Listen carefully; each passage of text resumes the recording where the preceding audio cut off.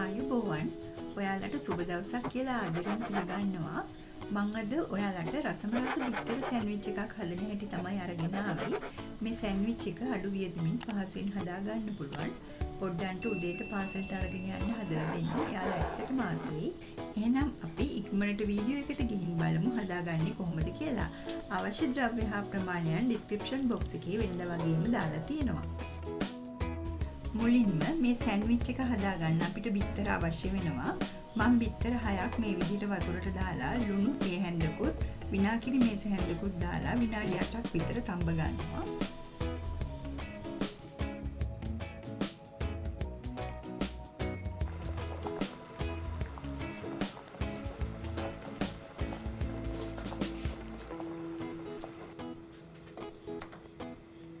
දැන් තඹගත්ත බිත්තර මේ විදිහට අයිස් වතුරට දාලා මම විනාඩි 10ක් තියාගන්නවා.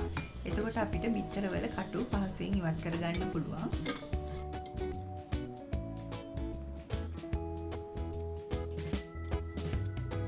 විනාඩි 10කට පස්සේ මේ විදිහට බිත්තරවල කටු ඉවත් කරගන්න.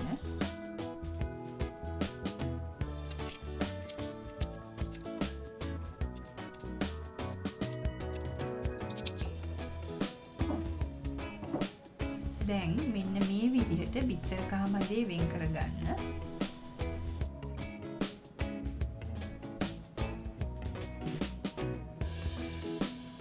දැන් බිත්තර කහ මද ටික මේ විදිහට පෙනේරයකට දාගන්න. දැන් හැන්දකින් මෙන්න මේ විදිහට හොඳට පොඩි කරගන්න ඕනේ.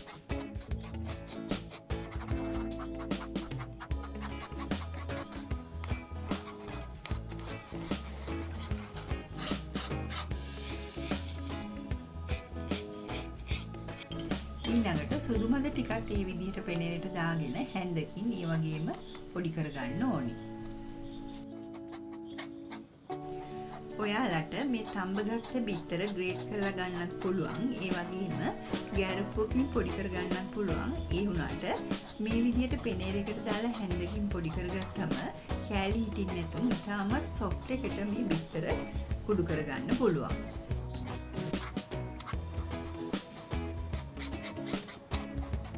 ඊළඟට මම කුඩු කරගත් බිත්තර ටිකට බටර් මේස හැන්දක් දාගන්නවා. ඒ වගේම අබ ක්‍රීම් තේ හැන්දකුත් චීස් කැබැල්ලක් හා ගම්මිරි ස්වල්පයක් එකතු කරගෙන හොඳින් මිශ්‍ර කරගන්නවා.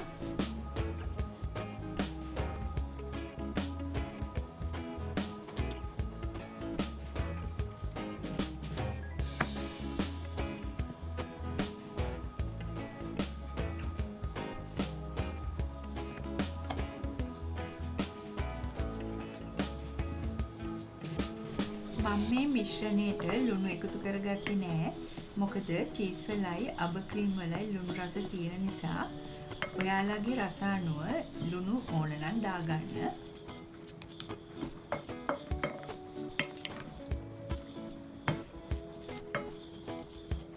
හරි. දැන් අපි ඉක්මනට සෑන්ඩ්විච් එක හදාගමු. මේ විදිහට පාන් පෙති දෙකේම බටර් තවර ගන්න ඕනි.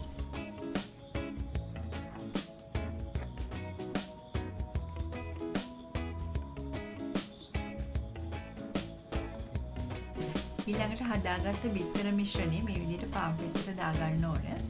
බිත්තර මිශ්‍රණය ටිකක් වැඩිපුර මම දාගන්නවා. එතකොට අපිට මේ සෑන්ඩ්විච් එක ගොඩක් ලස්සනට ඒ වගේම ගොඩක් රසට හදාගන්න පුළුවන්.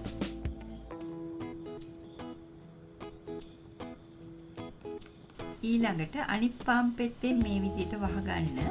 අතෙන් ටිකක් තද කරලා මම වටේ තියෙන වාටි ටික කපා ගන්නවා. ඔයාලට වාටි කපන්නේ නැති වුණත් මේ සෑන්ඩ්විච් එක හදා ගන්න පුළුවන්. මේ තියෙන්නේ හරිම රසට ඉතා ඉක්මනින් හදාගත්ත බිත්තර සෑන්ඩ්විච් එක. මේ බිත්තර පේස්ට් එකට චීස් දාන නිසා පොඩ්ඩෝ හරි ආසාවෙන් කයි. ඔයාලත් හදලා කාලා බලන්නකෝ. ඔයාලා මගේ මේ වීඩියෝ එකට කැමති නම් ලයික් කරලා යාළුවෝ අතරේ ෂෙයා කරන්න. මාව සබ්ස්ක්‍රයිබ් කරලා නැත්නම් සබ්ස්ක්‍රයිබ් කරන්න අමතක කරන්න එපා. ඔයාලගේ වටිනා අදහස් පහලින් දක්වන්න. මගේ මේ වීඩියෝ එක නරඹපු ඔයාලා සියලු දෙනාටම බොහොම ස්තුතියි.